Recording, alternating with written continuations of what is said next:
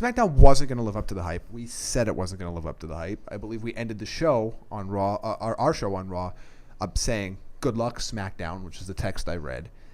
I thought that if Raw never existed, if that Raw just went away, or this was the first show of the split, people would have been like, oh, yeah, that was a pretty decent show. Yeah, I think because it followed that great Raw, it was a tough task to live up to. It was a good show relative to the shows prior to that. And to put that into context, it did 2.7 million viewers, which the draft did more, but obviously it was the draft. The last taped episode of SmackDown, which took place on a Thursday, did 2 million viewers. So an increase of 700,000 viewers from the taped to the new live. So a success. Yes. If you're going to look at it that way, it was a success. Ultimately, because of the way it's been presented, people are going to compare Raw ratings to SmackDown ratings. But at the moment, the more important thing to the company is to compare SmackDown live ratings to SmackDown taped ratings.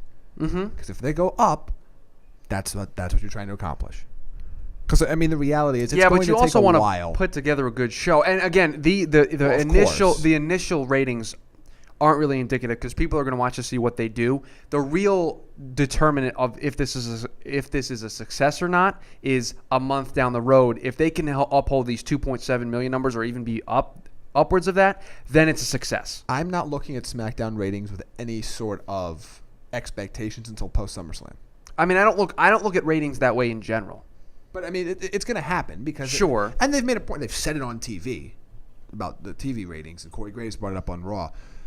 I think when you start to look and try to judge it that way, I think right now it's too early. One, this show is always going to be a spike of a little bit because, it's the first one, and you're coming off of a massively succfurther Raw. And people want to see what SmackDown's going to do. People want to see it. Can you maintain that? When SummerSlam ends, are your feuds interesting enough, now that you're further away from the draft, are they interesting enough for people to come back on a week-to-week basis?